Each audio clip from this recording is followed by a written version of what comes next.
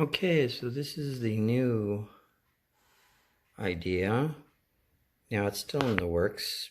There's 2 lionfish at this point in time. This lighter stuff will be kind of background coral. Now what I'm doing here is, and this lionfish is actually upside down, like doing a curl. And there's one right here. Now I'm just pulling out the color now. I don't know if there's going to be another one on this side, smaller, or one barely just peeking his head through, like it's kind of capturing it coming into the scene, which is a possibility. That seems like a good thing. Or maybe just leave it as 2. I'm not sure. This is one of those things where anything's open. It's still wide open. Now I'm just pulling out the color so I can go into it and do what I need to do. Add color. Still want to make it translucent, so that's why it still has a green background.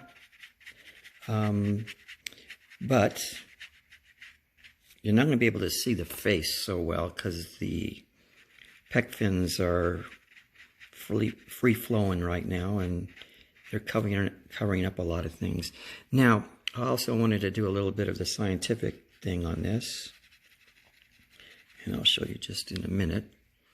And a lot of people don't see this when they're looking at fish, and this pretty much goes with most fish,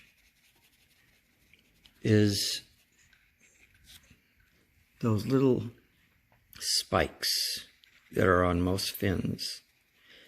And I don't know if I'm going to do it to all of them, because I still want to keep it kind of free and loose. If you can see right here, they have little fingers, like they're branching out. And these are a common thing in most pec fins. They'll branch out like little fingers, and then these little fingers will have another branch out. So you'll see not just one just straight thing poking through. It'll kind of go from this point and then break out and go this direction, this way, and then each one of them have little teeny different directions. So I'm going to throw a little scientific stuff in there.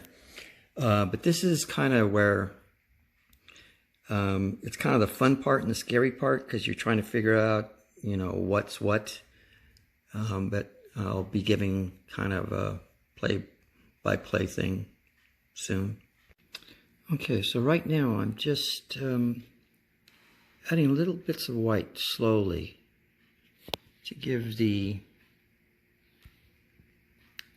impression of still translucent, and then just slowly blending it out. Now this is something that, you know, you may not think of. It just kind of gives the tips a little white, and then you blend it in. So you can still see through, the green is still showing up.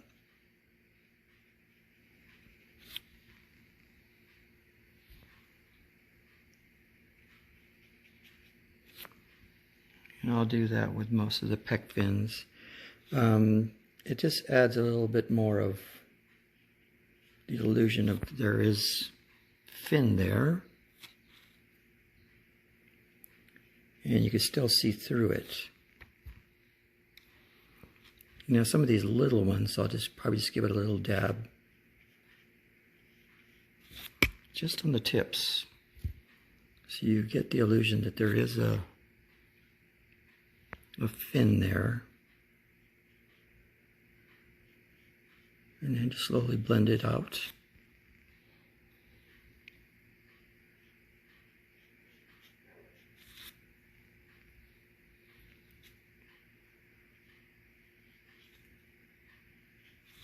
Now I did go into this, went in with the darks and the lights, and there's some little areas that need a little bit more of the white pumping through, like this one definitely. So I want to blend so you don't get any hard lines. Some of these are close. Well, this is the way I do it. I'm not saying you have to do it this way. See, this is a little stiff, dark.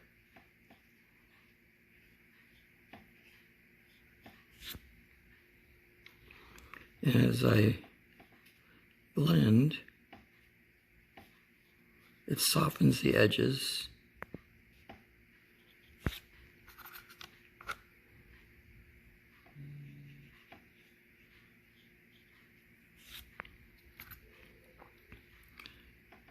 For me, it just gives it a more realistic look if the edges are not so crisp.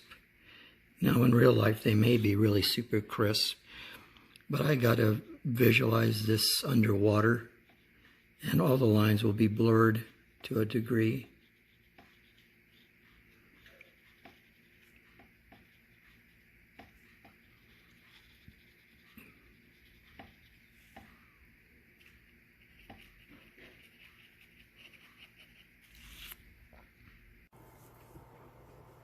So this is the next stage. This other one still is going to need a lot more work. I've about 70–80% on that. Decided to put one coming in this way. Wanted to give a demonstration on how I would add more detail. So I'm going to do a little of that. Kind of gave some instructions on how I pretty much blended things, pulled out color. Now, again, this is, let me see, let me explain first. Okay, so I went in dark with these darker colors and then started pulling out the colors so there's a blend. So it gives like an indication of a shadow. You can see there's a little cobalt blue around these to give little bits of shadow. Then went and did some outlines. Now I'm going to probably detail that a little bit more and zoom in a little bit. So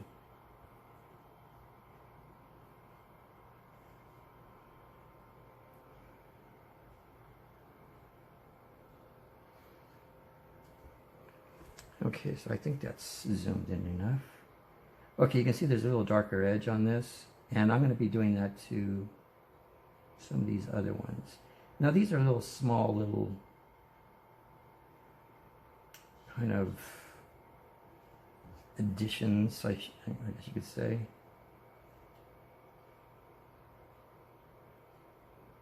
Going on the edge, coming down.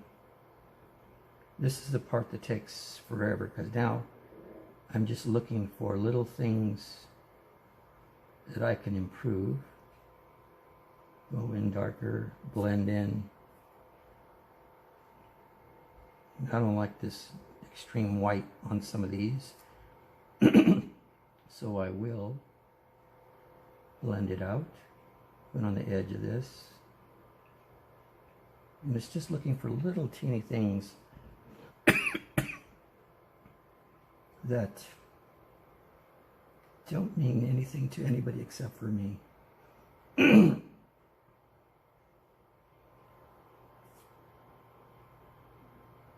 Now, I know you can't see it, but I have another one coming this direction that I haven't started. I decided to go with 3 to balance out sort of a pyramid shape on some of these. It's just me.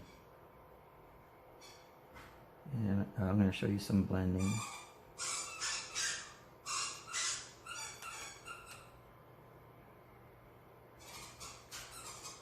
So some of this people won't even know that's there. Again, like I said, it's just me.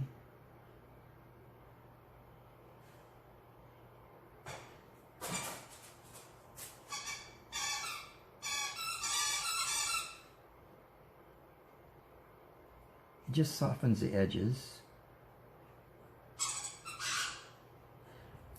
I don't know if I'll show you the paperwork, because the paperwork is the very beginning, and I put it on other videos. I do all my work tissue paper so I can make them bigger, smaller, add things, delete things, and then overlap the tissue paper and then draw it again, but only in the corrected version.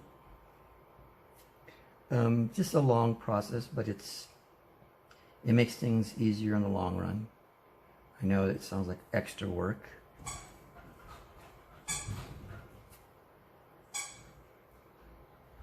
And now I'm looking at it fairly close. I'm looking at it from about 10 inches away. You're probably looking at it, as I've blown it up, probably about 3 inches away. Let's see. Now this is the part that's, it's just all these little teeny things that mean something to me. And I could pull out highlights too. They don't have to be added white. Now they won't be extreme white, but they'll show up. So let me do that. Now what I'm trying to do is just add a little bit of a highlight in this midsection.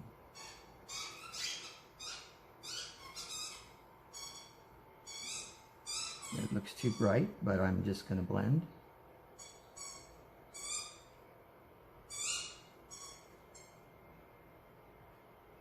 It's all these little teeny things that, see, you can see it's like a really harsh line right here. I'll do a little bit right here. And it gives you volume.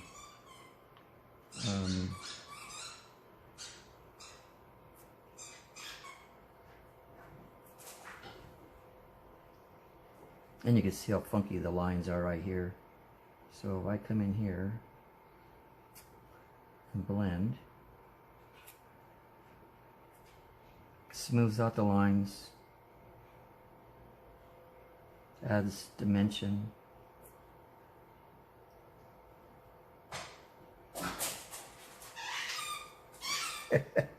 And you can hear my new puppy Senna enjoying all the squeaky toys that are around this house. Funny thing happened. That's her running. Wow, she's really burning it out. That's a sound of pure joy from a puppy.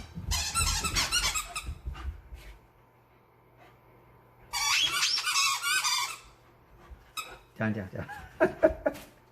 Okay, all right, baby. So I'm trying to keep her away while I'm painting, so this makes things even a little bit more difficult.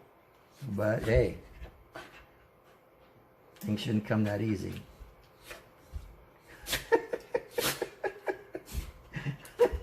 Down, down. Okay, no, that's enough, that's enough.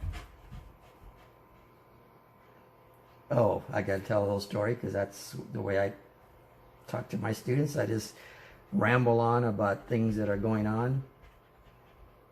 Okay, so I have some pillows downstairs on the couch, and I have a couple of large round circles for the dogs to lay on. Now I've been putting a little barrier of a table to keep her out of the living room, to be housebroken, and it doesn't prevent her. She knows she's not supposed to be over there, but it's kind of like she knows she can go over it any time she wants. Cody's too old to be jumping over things, but if she wants a toy from the other room, because the other room has all kinds of toys, and there's another big chair with a giant cushion in it just there where they sometimes chill out. Anyway, went in the living room just the other day, and there's one of those big pillows inside laying on top of the big chair. I don't know how that little girl grabbed that big old pillow and jumped over the wall with a pillow in her mouth. I don't know. She may have just got it to the edge and dropped it, and then went and transferred it over to the couch or that big gigantic chair. I don't really know how she got it over there, but all of a sudden I see this big old pillow right in the middle of that big old chair. So I was like, okay, she wants a pillow for her little area. Anyway, so that's kind of the way I'm going to be doing things. You can see I'm in and out, in and out, in and out. And I'm going to stop it there. Hello, I'm Steve Melendrez, a model maker, illustrator, scientific illustrator, sculptor, design natural history museum in Los Angeles. Done a lot of different things, but I'm going to be doing watercolor demonstrations of the techniques I've developed over the years. And it's going to go from a lot of different directions. And also I'm going to be doing videos, I call them video posters for my daughter. So a lot of stuff that I can leave to my daughter about her crazy dad. So I'm taking a lot of different directions, but mainly three. So anyway, that's my introduction that I'm going to attach to everything I'm doing now, so I don't have to repeat this. Be careful out there.